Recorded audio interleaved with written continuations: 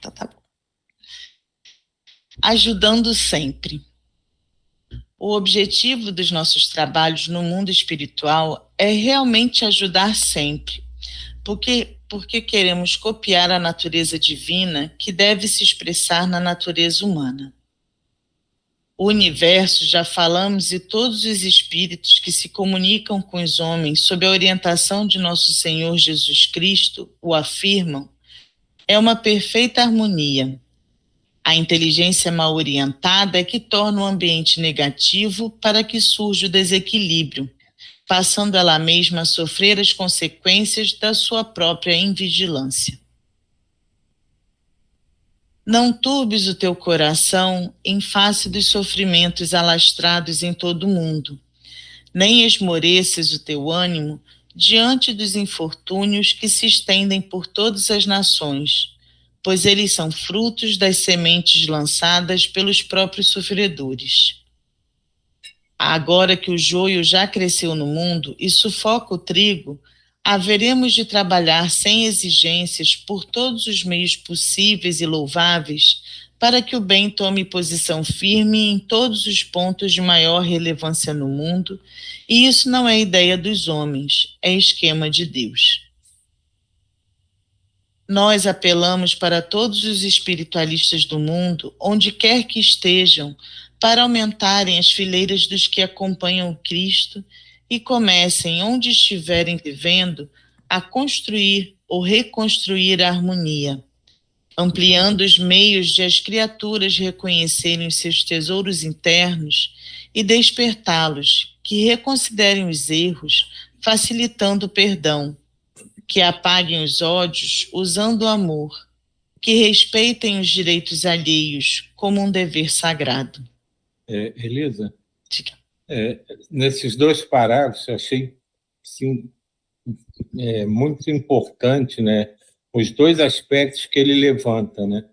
O primeiro, que a gente deve estar sempre trabalhando e não se desanimar e entender que o sofrimento dos outros é consequência de atos que eles, né, que ele diz aqui, pois eles são frutos das sementes lançadas pelos próprios sofredores. E cabe a cada um resolver. Por mais que a gente esteja ali para apoiar e sustentar, a gente não tem como resolver o problema, né? Problema entre aspas, de cada um. As dificuldades, os sofrimentos que surgem na vida de cada um de nós, das pessoas que a gente conhece, das pessoas que a gente não desconhece, são consequências de atos que eles possam ter sido protagonistas em épocas remotas da sua existência, naquela própria existência atual. Mas cabe a cada um resolvê-los.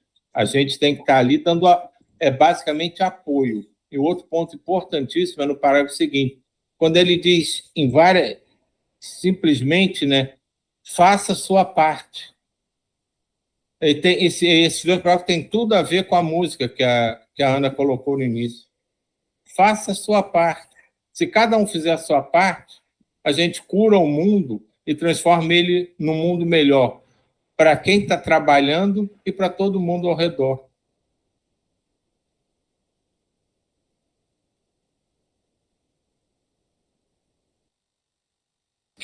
Foi pura sincronia, porque eu não li o texto antes.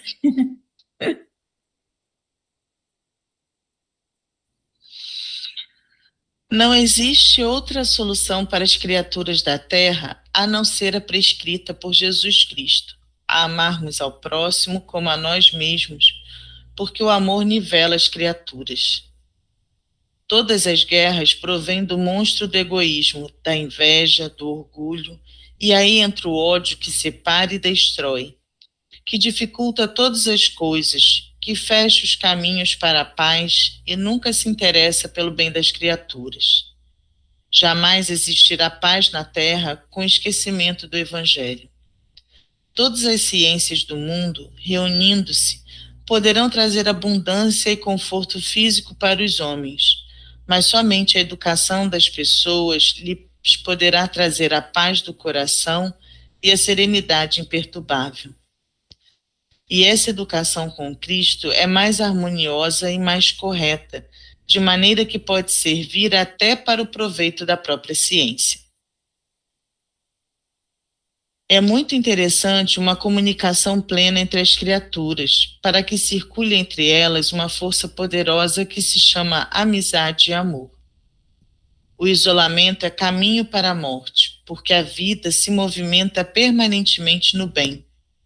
Viver é ajudar sempre, em todas as direções. Os homens devem saber que eles não estão a sós. O trabalho pertence a nós outros, que com eles marchamos lado a lado por bondade e misericórdia do próprio Deus. O mundo espiritual está entrelaçado com o físico em vários níveis, e um depende do outro. A Terra é casa, também dos espíritos de luz, que não perdem a oportunidade de assisti-la sempre com todos os seus recursos.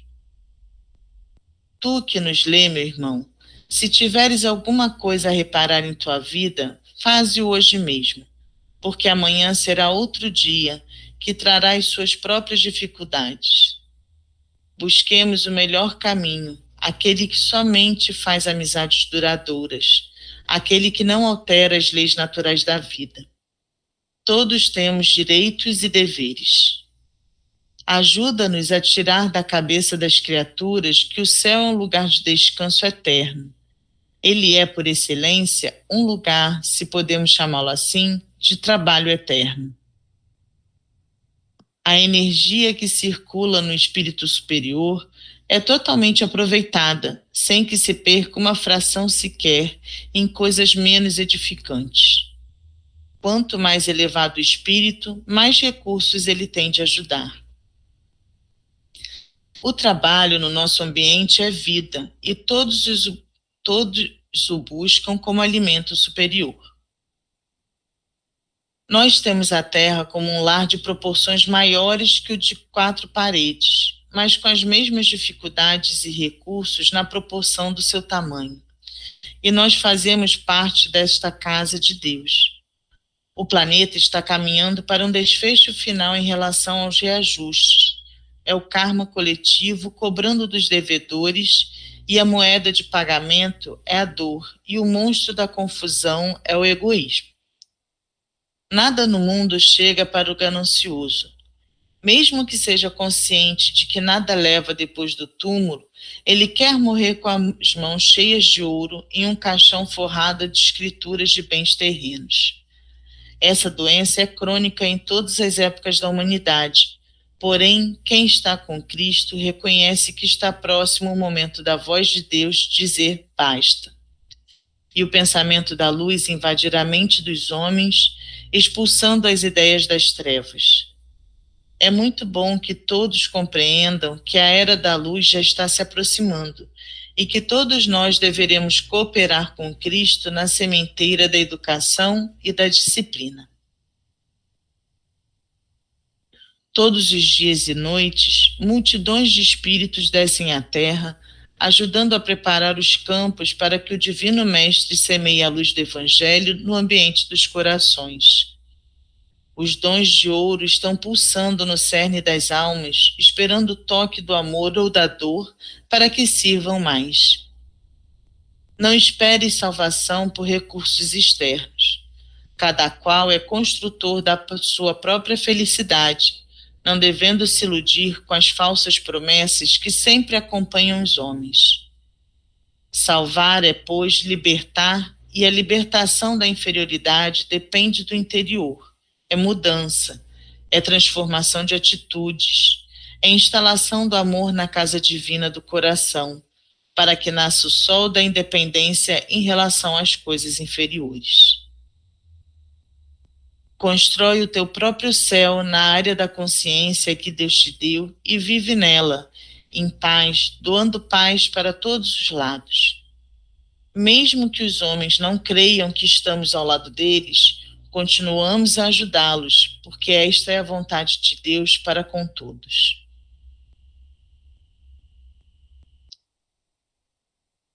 O sol visto de nossa... Diga. Só um minutinho. Uma coisa que a gente tem que estar atento, eu não sei exatamente, eu não lembro quando esse livro foi escrito, mas eu sei que, eu tenho 30 anos já na Lida Espírita, e esse livro já existia, então pelo menos 30, mais de 30 anos ele tem. E o aviso que ele dá agora, a situação do mundo, se a gente pensar 30 anos atrás, já se modificou. Nós mesmos, né, se a gente parar para pensar o que a gente era 30 anos atrás, e a nossa cabeça agora já modificou muito.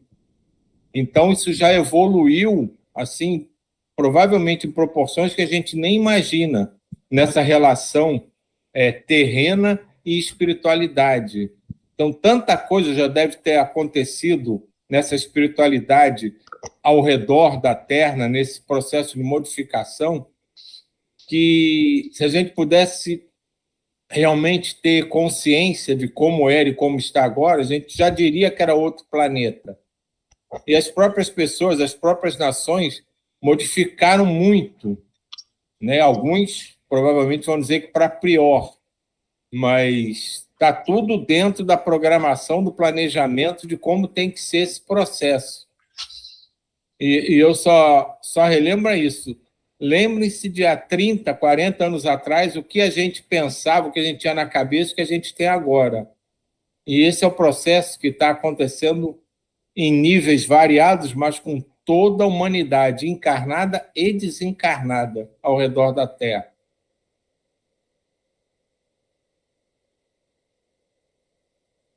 O Sol, visto de nossa colônia, é um astro maravilhoso de encantos que a linguagem humana se perde ao tentar descrever. E é o mesmo Sol que ilumina a Terra e alimenta a vida em tudo. Explicar as coisas espirituais na escrita e na fala para a Terra é muito difícil para nós, por nos faltarem condições de interpretação dos nossos pensamentos e da realidade. Podemos comparar tal situação à de um índio que vai pela primeira vez a uma grande metrópole. Voltando à sua taba, interrogado sobre o que viu no meio dos homens civilizados, ele sofre por não encontrar recursos favoráveis nos gestos e linguagens da tribo para transmitir o que ele realmente viu. É o que ocorre com nossos maiores da espiritualidade, quando querem nos relatar as coisas dos planos superiores. Sentimos também muito embaraço quando falamos aos encarnados das coisas existentes no plano em que habitamos. São faixas diferentes uma da outra. Entretanto, consegue-se alguma coisa na conjuntura da mediunidade que não esquece a disciplina e o amor, na afeição em que a caridade se expressa na Terra. O Sol é o portador de elementos indispensáveis à nossa vida e da própria colônia. Esse Sol não é somente físico, o que alimenta essa estrela que é considerada de quinta grandeza, é o seu duplo, onde o esquema espiritual organizado produz e absorve matéria quintessenciada da respiração de Deus, transmutando esses fluidos sutis em magnetismo universal, por onde seus raios abastecem e vivificam a vida criada por ele. Aqui, onde habitamos por misericórdia divina, cultivamos muita coisa. A agricultura na colônia é bastante avançada no tocante às coisas naturais. O estudo do universo, a harmonia dos nossos corpos são sempre comparados para que a alimentação corresponda às nossas necessidades. Quem fugir da realidade natural não pode nem tem condições de viver bem. Um agricultor aqui é um espírito altamente iluminado pelos conhecimentos biológicos, começando pelo corpo humano, até onde pode ir no conhecimento dos corpos espirituais. A música, igualmente, não foge da pauta do saber, porque tudo na criação é melodia divina. Descem até a nossa colônia grandes instrutores espirituais, filhos da harmonia, e por vezes revestem-se de corpos mais pesados e ficam no nosso meio por algum tempo, nos ajudando a compreender e a valorizar o que temos em mãos e a saber aproveitar a luz em muitos aspectos. As plantas e frutos são concentrações de energia sublimada, cujo aproveitamento a bênção do conhecimento nos proporciona. Na Terra, pelo que já sabemos, o adubo orgânico é o mais saudável para o equilíbrio do ambiente e para a integração harmoniosa dos frutos e sementes, onde o organismo humano pode reabastecer as forças gastas nas lutas diárias. Toda doença é falta de harmonia no mundo celular do agregado físico. É chegada a hora de resistirmos à sofisticação que nos leva ao desespero e à decadência e voltarmos à vida natural. As consequências da vida antinatural que os homens levam os acompanham depois do túmulo, desorganizando por vezes até os corpos espirituais, e o preço do difícil reparo será a dor. Quanto mais avança a medicina terrena, mais se alastram as doenças. E o pior é que os próprios cientistas não desconfiam do carro da ilusão em que viajam. Deveria ser meta prioritária de todo o governo a educação das mentes, pois o psiquismo desajustado é ninho de perturbação que se manifesta como variados distúrbios orgânicos. A saúde espiritual e a física devem formar um conjunto harmonioso. A energia cósmica nos chega sublimada das regiões superiores e nós a infestamos com os nossos sentimentos inferiores e isso nos faz sofrer. Pudéssemos nós explicar a todos os espíritos renitentes no erro o desastre que operam no espírito, o ódio, a vingança, o egoísmo, os ciúmes, teríamos a certeza de que o comportamento de todos seria outro. As gerações que lhes irão suceder esperam receber a herança da evolução do ambiente físico e psíquico da Terra. Apesar de todo o desequilíbrio da humanidade, o planeta oferece limitados recursos para os que escolhem a luz. Juntemo-nos aos homens que já puseram os pés na senda da iniciação, onde os desejos inferiores já foram para o segundo plano das suas vidas e tentam esquecê-los de vez. Eles são os que estão conhecendo a verdade e ela irá libertá-los. Aqui, Elisa, vou interromper mais uma vez, tá? Hoje eu estou que estou, né? Ele fala muito aqui nesse texto todo, né? Ele fala muito em dor, né? Em dor e sofrimento, né? Das consequências do sofrimento, né? E a gente tem que parar e pensar um pouco. A gente sabe que não precisa ser, o resgate nenhum precisa ser com dor e sofrimento, mas por que todo mundo acaba sofrendo com essas consequências?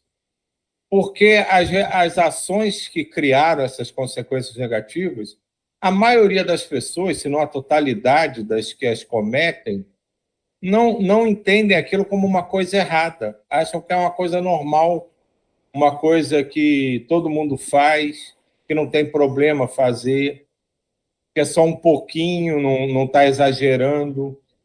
Então, como as pessoas, né, a espiritualidade em geral da Terra não entende que esteja fazendo algo que não esteja de acordo com real em 100% com a lei divina, ela se angustia e sofre com as consequências daquilo. Assim, eu vejo por mim, eu acho que qualquer um aqui presente, se pensar nas coisas que já aconteceu na sua vida, vai lembrar de situações que ele passou, que ele percebeu que errou, mas passaram com tranquilidade, e outras que ele passou com uma angústia, com um sofrimento enorme. E se a gente parar e buscar lá no fundo da nossa mente, a gente vai ver que essas que a gente passou com tranquilidade, a gente, na verdade, sabia que estava fazendo uma coisa que não deveria ser feita, e quando veio a consequência, a gente recebeu, claro, não alegre, mas compreendeu e não sofreu tanto. Mas aquelas situações que a gente vivenciou, que geraram consequências negativas, que a gente não imaginava que estava fazendo algo errado, fizeram a gente sofrer muito mais. E acho que o trabalho que tem que ser feito é justamente esse, a gente se conscientizar das coisas que a gente faz por opção, porque a gente escolhe fazer, mas se elas estão realmente de acordo com a lei divina. Se a gente começar a trabalhar isso, provavelmente consequências vão vir das nossas ações passadas. Mas se a gente compreender por que a gente está passando por aquilo, com certeza vai sentir menos dor e vai sofrer muito menos.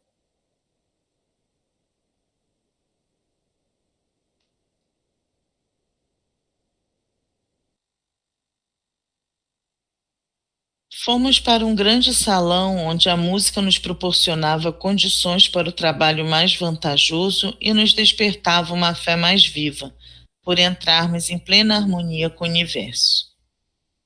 Desta vez, acionados os comandos e na vibração elétrica, podíamos identificar uma velha composição adaptada ao nosso plano que se intitulava Sonho de Amor, de Daniel François Aubert. Partitura grandiosa que nos fazia encher de emoção, sentindo nela a harmonia e a paz penetrarem pela nossa audição. Como é grandiosa a meditação envolvida pela melodia. Lembrei-me dos grandes salões de festas requintadas da França e me transportei nas asas da saudade. Entretanto, a diferença era muito grande.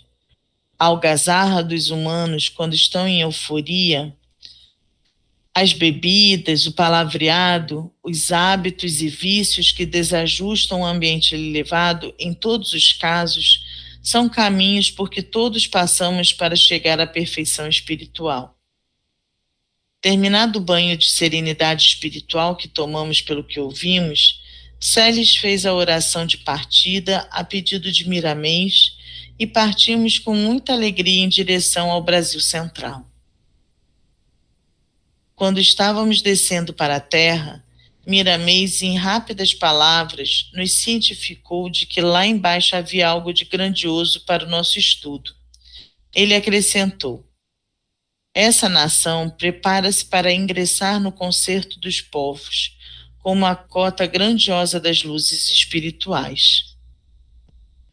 Pairamos por cima do Planalto Central e o nosso guia espiritual ativou em nós a visão mais profunda para que pudéssemos enxergar as coisas secretas e sentir as profecias para o futuro reveladas pela policromia estampada na natureza.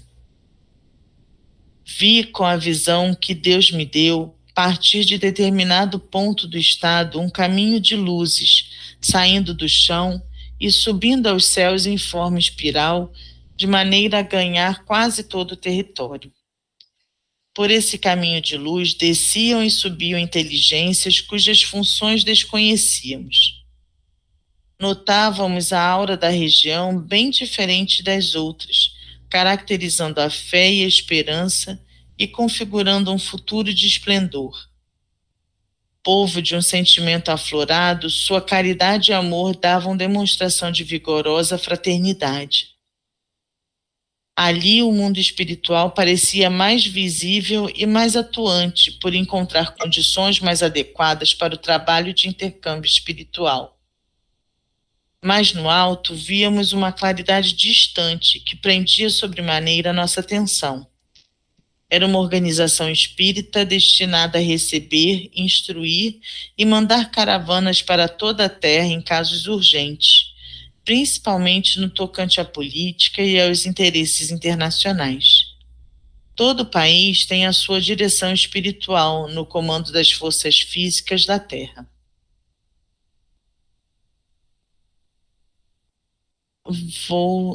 Aproximando-nos de uma instituição assistencial localizada em uma cidade do Triângulo Mineiro, onde a fé falava mais alto que a própria razão.